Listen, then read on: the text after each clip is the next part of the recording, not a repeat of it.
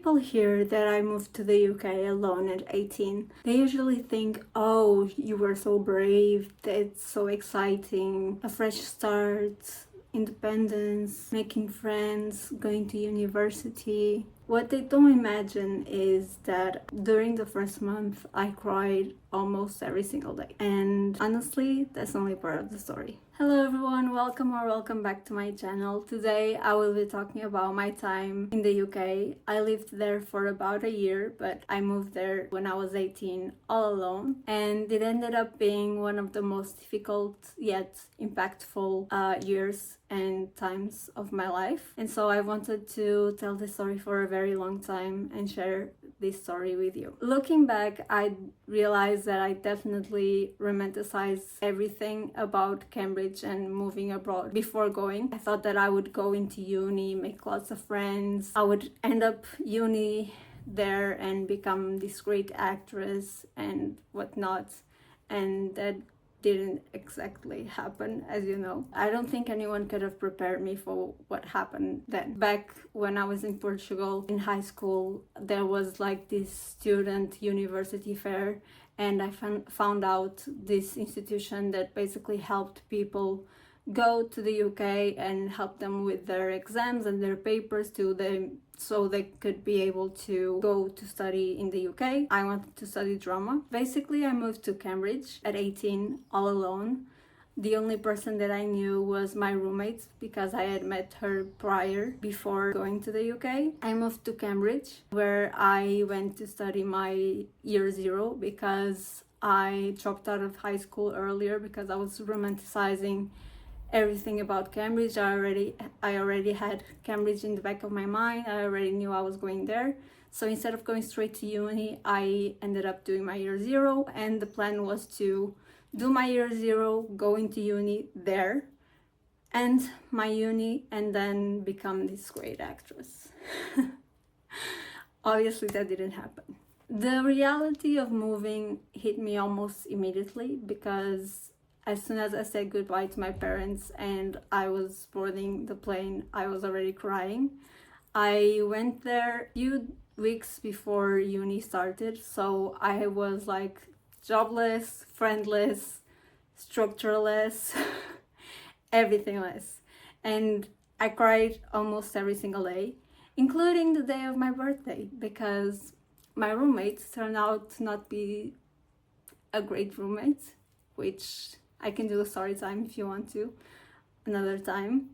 And she basically left me all alone to go to another dorm. She left me all alone for my birthday, and I cried for the whole day because I missed home. I was completely homesick. Uni hadn't started, so I hadn't made any friends yet. So yeah, it was very, very lonely.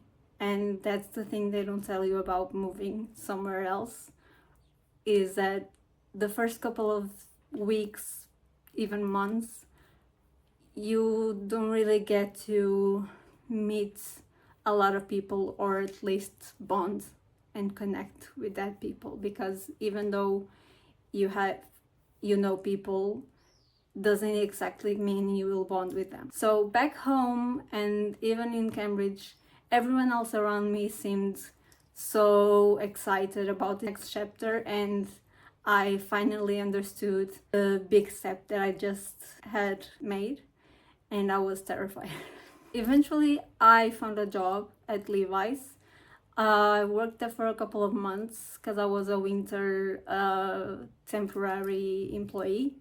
I don't even know how I got that job because I also cried in the interview. Which is basically this whole story time is like I cried. Should be the title. I cried the whole time. Should what the title should be. Because she was asking me lots of questions, and there was a part where she was like, "So, what's your life like back in Portugal and your family?" And I was like, "It's good, I guess. Like, I miss my family." Like, it was absolutely horrifying. Like, I just started, she said like family and Portugal, and I was like, trying not to cry. And then she apologized, and I was like, I'm sorry, no, like this is so unprofessional, blah blah blah. And I left that interview, and I was like, never going to get that job. But I did it. I don't know how. Maybe she pitied me. I don't know. But I did it. I got a job.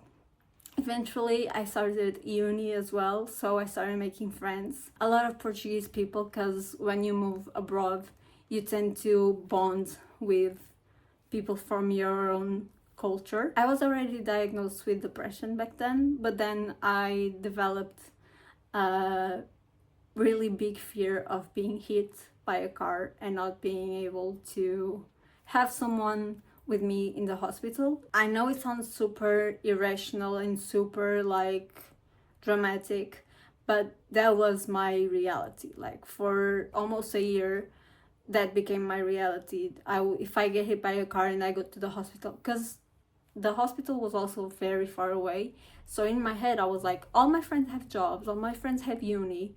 They will not have time to come and see me at the hospital. And if I get very badly hit and I'm like on my deathbed, I will die alone on that hospital bed. Like that was a real thought that I thought that I had. Like, yeah. So eventually I had structure, I had a job, I had uni. Then I started to become really unmotivated with uni because it was a year zero, so it was basically like a second high school degree. So eventually I did gain structure. I had a job, I had uni going, I had friends, and I even changed jobs at one point because I was, as I said, a winter temp. And so I left Levi's because they wanted to keep me for the weekends, but I needed a more reliable source of income.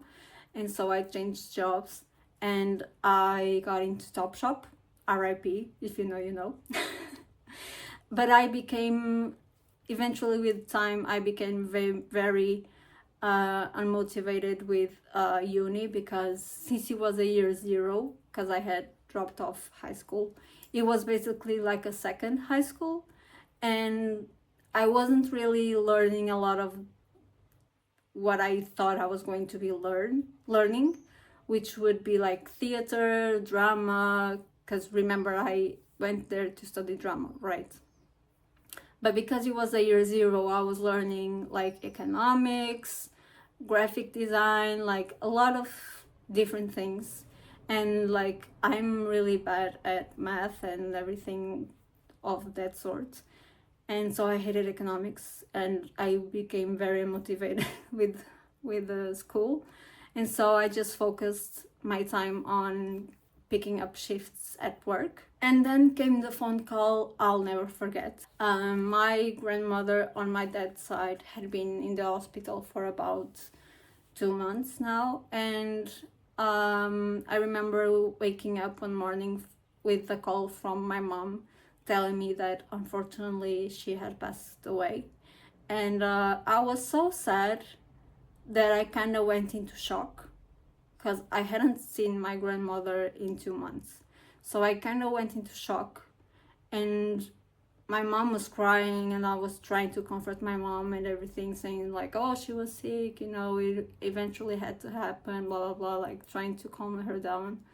And I didn't cry for like 4 days because I was just numb. Like I even went to work that day because I was just like, people would talk to me and I'll be like, yeah, okay, how are you? I'm fine. Like I was like in another dimension, I think.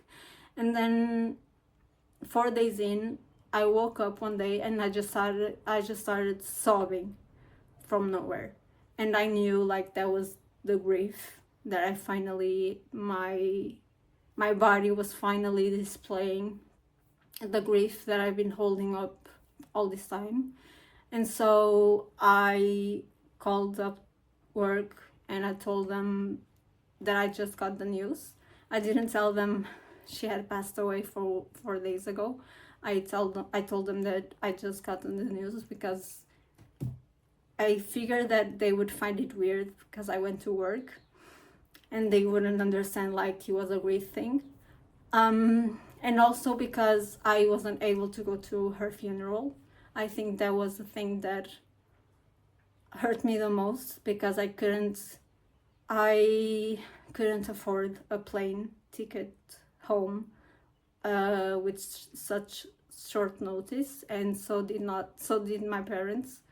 That was a very difficult time. That's when it became very clear that I didn't want to live there anymore and I wanted to move again.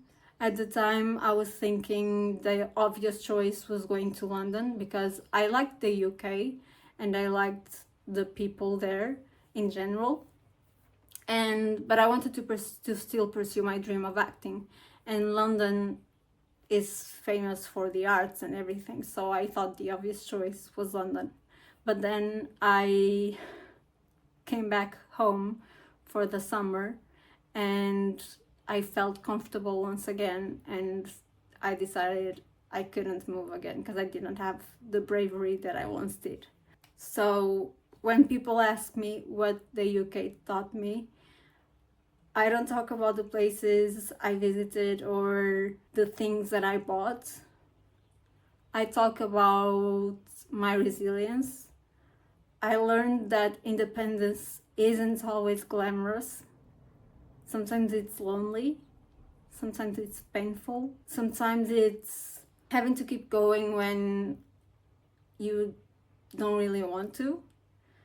And I learned that grief doesn't follow a schedule. I learned that mental health can change without a plan, without you noticing. And I learned that growth rarely looks like what we think it will look like. If I could speak to my 18-year-old version of myself, sitting alone in her room crying, wondering if she had made the right choice, I would tell her that she's stronger than she thinks she is, and it doesn't mean that you won't struggle, but you'll survive things that you never imagine you'll have to go through. And one day you'll be able to look back at that year and realize it really shaped the person you became, even though at the time it felt like it was breaking you.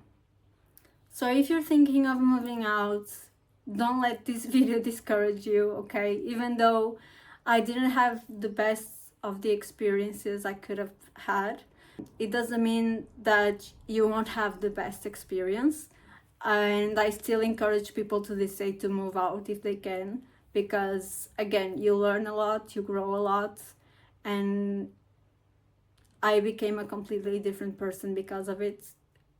Even though I went through a lot, I became a better version of myself because of it all. So yeah, I think that's the silver lining, and that's the way I wanted to end this video. Thank you once again for watching, and bye bye.